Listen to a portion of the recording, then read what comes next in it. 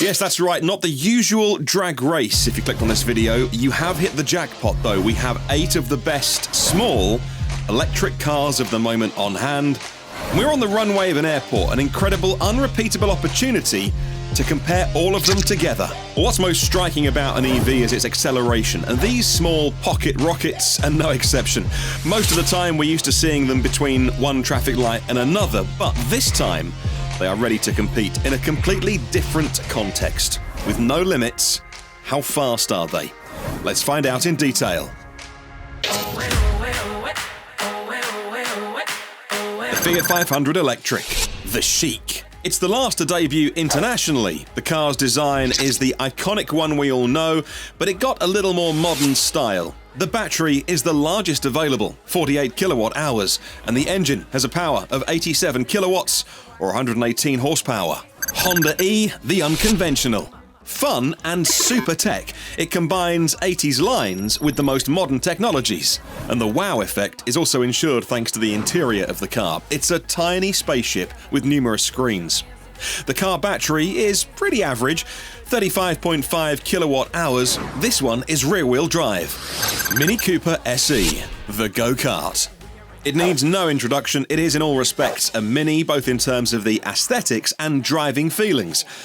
It's got 184 horsepower and on paper the most powerful and fastest in this test. This is the one to beat. Mazda MX-30, the little big SUV. This is one of the more interesting cars. It's compact, around 4 meters 40 long, like a Nissan Qashqai, but a very small battery, 36 kilowatt hours. It is the third of the group in terms of power, but it's the heaviest. Peugeot E208, the silent lion. It certainly doesn't lack style and drivability, and one of the biggest batteries in this test at 50 kilowatt hours, and one of the most powerful at 136 horsepower. The lioness has sharpened her claws. Volkswagen E-Up, the sober German. Yes, this one's here too because a year or so ago it updated with a bigger battery. Now it has a 32.3 kilowatt hour battery and a range of 260 kilometers on the WLTP cycle. Not bad, but a few more horsepower would be useful.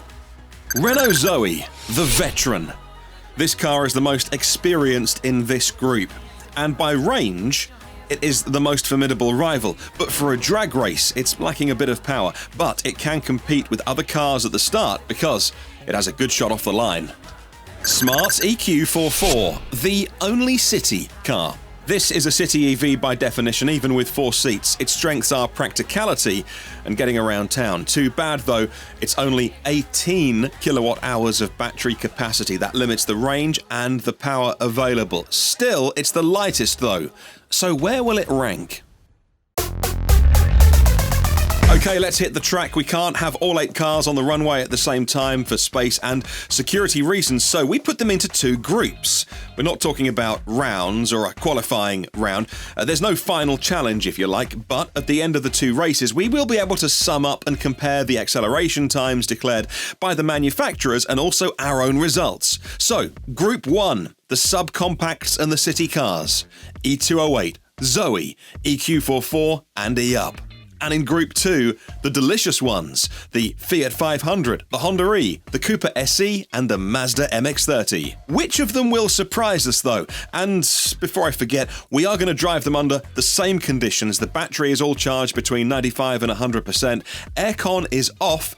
If they have it, sports mode is turned on.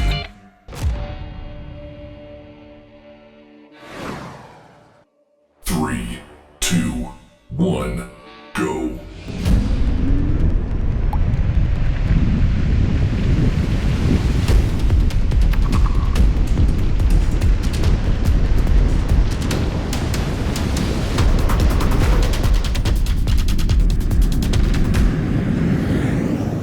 No shocks and surprises here. The outcome was probably taken for granted. The Smart and the E-Up stay well behind the Peugeot and the Renault.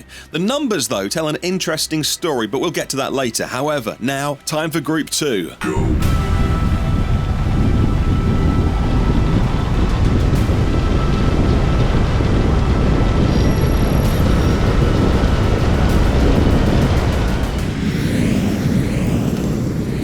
Well, they may be small, but it's so nice to do a drag race with cars that we see around town every single day for once.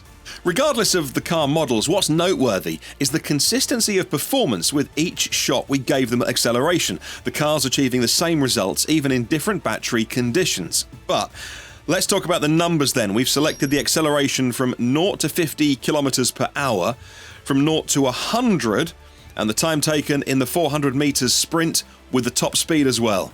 In first place, that's taken by the Mini, thanks to more powerful than its rival cars, and finishing the classic American quarter mile in 15.54 seconds.